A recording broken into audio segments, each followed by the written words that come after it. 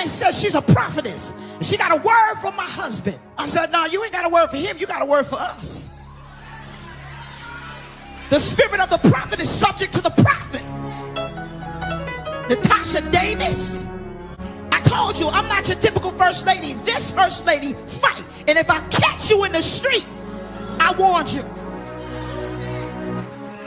I warned you. I'm a Brooklyn chick. That'll never change. I'm just an anointed Brooklyn chick. And I'm coming for that.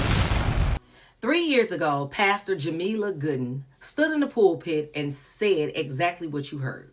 I want you to hear how she spoke in the pulpit. And then I want you to listen to how she continues to speak in the pulpit 3 years later. But before I get into the rest of the clips, I want you to do me a favor. Like this video so the algorithm can push it out so that other people can see it and join the conversation. Share this video with someone else. Turn on your notifications so that you know when I come on. And shop at CorgineHair.com. I am the founder and owner of the brand. And the way you can support me is by buying the products and also tuning into the videos. Now let's get into what Pastor Jameliah Goodman had to say. I love you ladies, but I'm going to give you the truth. Some of you worry about your man more than you worry about your own child.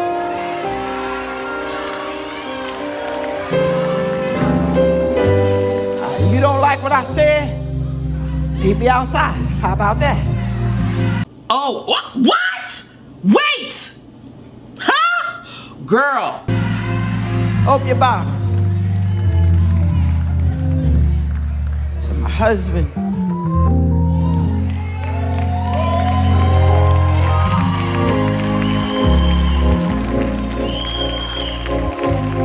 Nah, don't clap. Nah, don't clap. I told you, I'm not like everybody. I'm different. Yeah, I'm different. Nah, don't clap.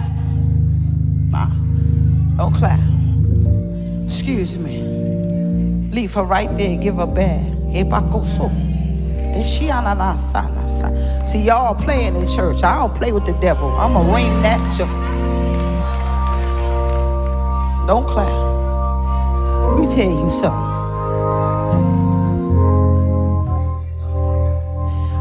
For every attack that came to our house, there was an onus that we gotta fight the devil harder. See, I don't know if y'all want your marriage, but I want mine. Glassman First Lady Kim, just stand up. Y'all stand up, please, because they've been married forever. And I don't know if you are having issues in your marriage, but see, when the enemy tried to come against mine, he got a problem. I don't know, because there's a good man, Savannah. It's a good man, Savannah. And I declare and I decree the victory, not just in my house, in your house. We gonna die together. You hear me? We gonna die together. We got something we say, to the dirt or to the dirt. And I'm letting you know, no weapon formed against us shall prosper. And every tongue that I don't care if the witch is listening. I don't care if the warlock is listening. I bind every word curse that you placed over me and my husband. I come against every demon in hell that tried to come against my marriage. In fact, tonight I'ma rock his world.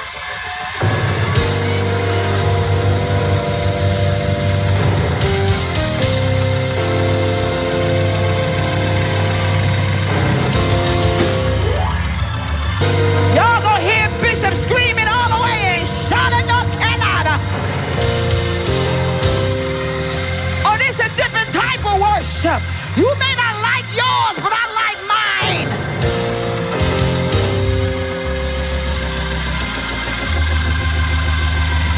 Don't cover Kelsey's ears.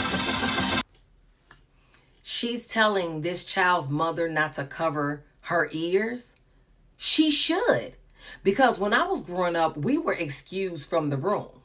We were told to go find us something to do. Go play. Get out of grown folks' conversation. But grown folks' conversation has now made its way into the pulpit, and it does not matter who is sitting in the congregation. Why does she feel the need to get in the pulpit and say all of this in front of a congregation of people. Now, I get it. Most of them are women in that congregation because she's doing a She Favors 2026 type of convention where Jamal Bryant came and spoke. She's speaking, and she had some other speakers. But if there is something that is going on in your marriage, I think that you need to sit this one out and work on the marriage. Because not only did she have something going on when she got in that pulpit and called out that woman, Natasha Davis, there is clearly, to me, something happening, because out of the mouth, the heart speaks. Talking about we gonna die together. We say this saying from the dirt to the dirt. I don't know what's going on in your marriage. She would be the last person I would tell, because she can't even keep her lips zipped about her own marriage.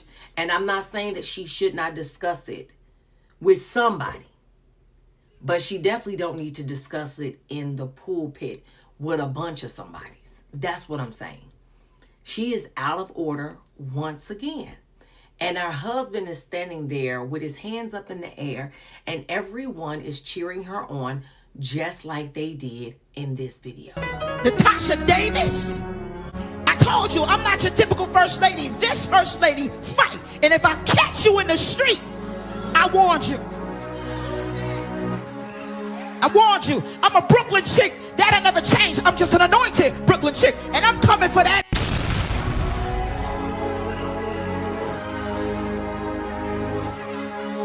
And so y'all, okay, I know I'm gonna be in trouble. I know I'm going to Cleveland, but I had to protect my household. I don't play with my husband. So,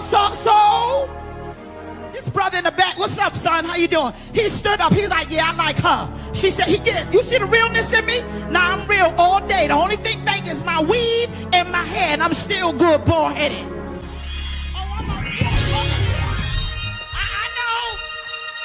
I know I'm gonna get in trouble, but I'm gonna whoop her.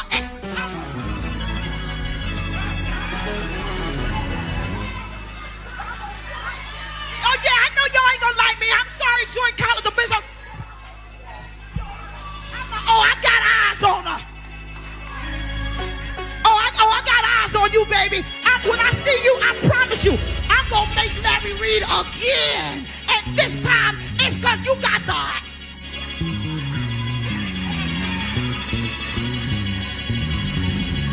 I ain't for everybody, but I'm for somebody.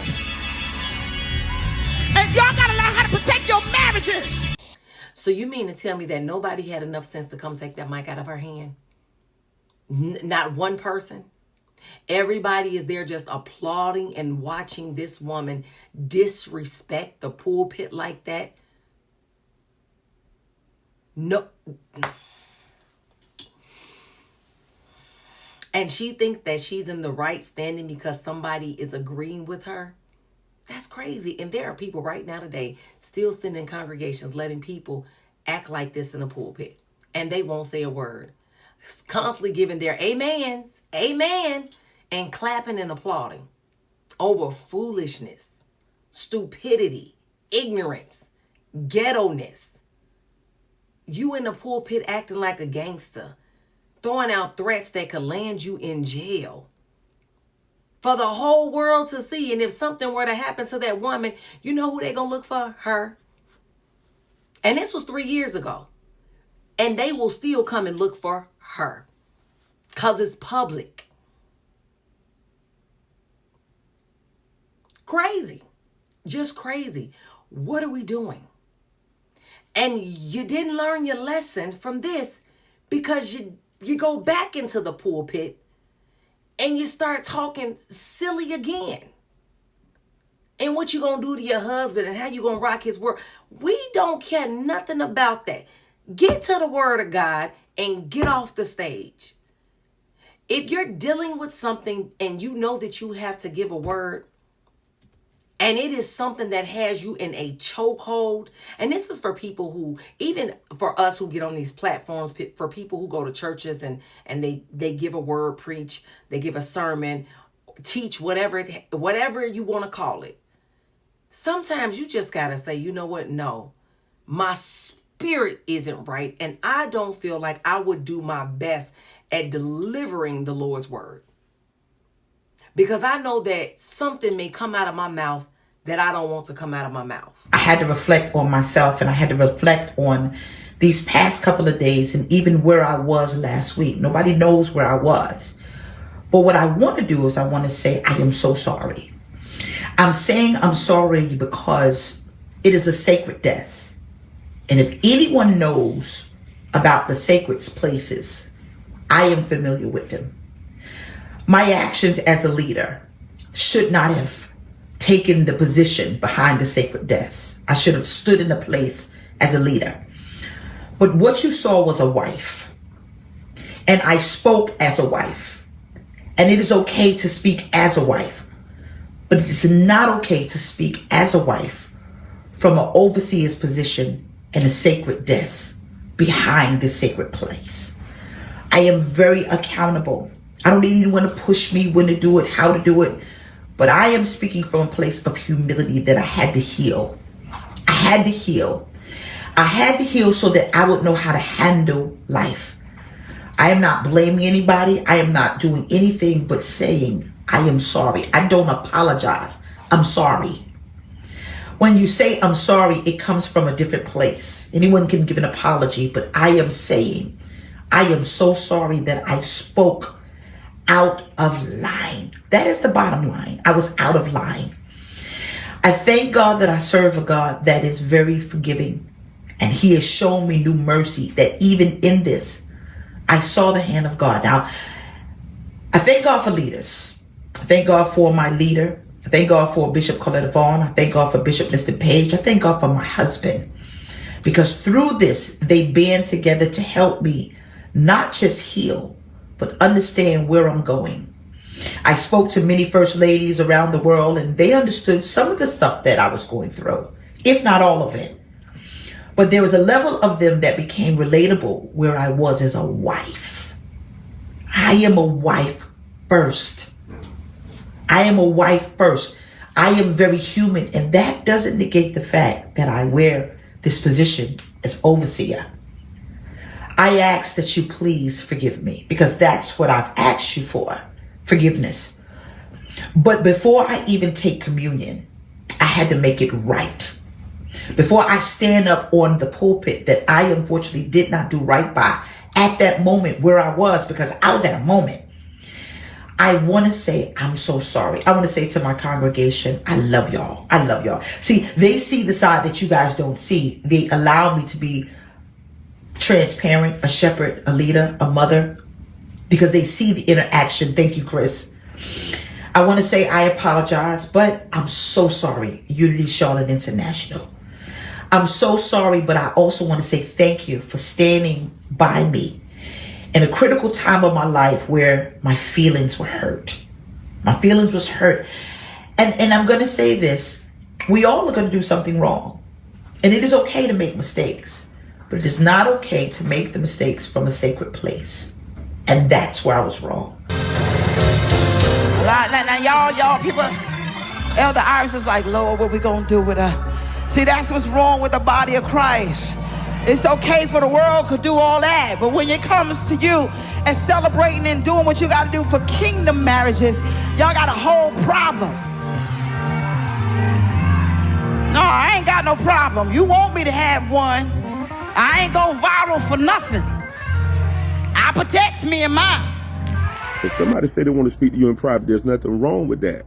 What's wrong with that if I don't reveal what needs to be said to my wife? Now, I'm going to say this. When I talk to men and my wife would say, well, what's going on and such, I say, I was talking to a man. Now, I'll say that because with men, I have a confidentiality that I keep.